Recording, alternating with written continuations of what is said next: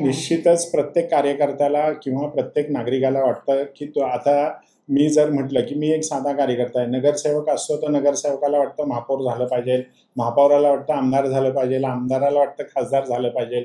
तसं तुमच्यात आहे, तसंच प्रत्येक माणसात आहे. प्रत्येकाची इच्छा असते आणि प्रत्येकाची इच्छा असते, प्रत्येकाला मोठं व्हायचं असतं आणि ह्या सगळ्या याच्यात राजकारणामध्ये ज्याचं गणित बसेल तो पुढे जाईल. तुम्ही इच्छुक आहात? हो, मी इच्छुक आहे. चिंचवड विधानसभेमध्ये मी मागेही इच्छुक होतो, आत्ताही इच्छुक आहे.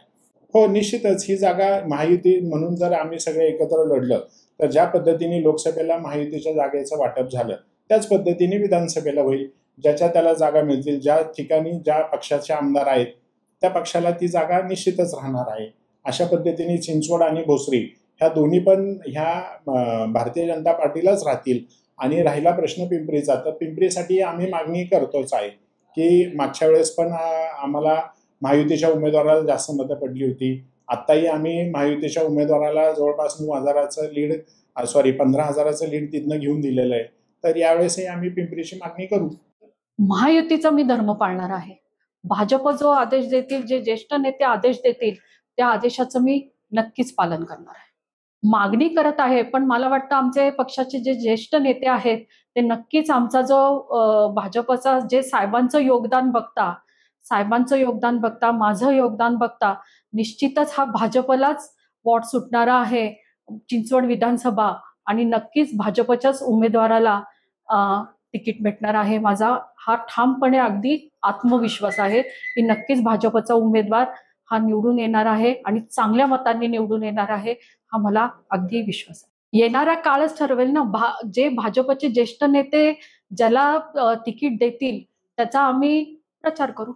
मी तेव्हाच सांगितलं होतं, आता मगाशीच सांगितलं की साहेबांचं निधन झालं आणि जेमतेम 13 दिवसांनी लगेच निवडणुका लागल्या आणि तेव्हा असा विचार करत बसायलाही वेळ नव्हता आणि मला तिकीट लगेच जाहीर झालं आणि मी त्याशी साहेबांच्या पाठीमागं उभी राहणारी नेहमी.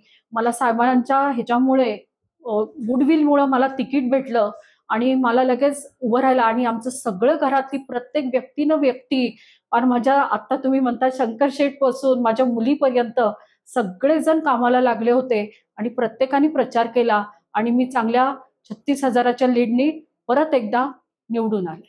आताच्या लवकरच निवडणूक लागल्यामुळं साधारणतः तिकीट आपल्याला त्यांच्याच कुटुंबामध्ये द्यावं लागणार आहे. तर त्यासाठी मग वरिष्ठांचा आदेश मानून त्यांचा आदर करून मी सांगितलं ठीक आहे, काय हरकत नाही. तर त्यांनी विचारलं साधारणतः मग कुणाला तिकीट दिले तर निवडून येईल. तर मी सांगितलं होतं की अश्विनताईंना तर तुम्ही तिकीट द्या, आम्ही सर्वजण चांगल्या प्रकारे काम करू आणि त्यांना निवडून आणू. त्याप्रमाणे आम्ही निवडून आणलेलं आहे.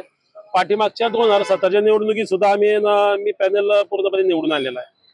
आणि एवढं अतिशय चांगलं काम करणाऱ्या माणसाला भाजपाचा काय एक विचारधारणा आहे की चांगल्या कार्यकर्त्याला, चांगल्या काम करणाऱ्या माणसाला, पक्षवाढीचं काम करणाऱ्या माणसाला संधी देतं.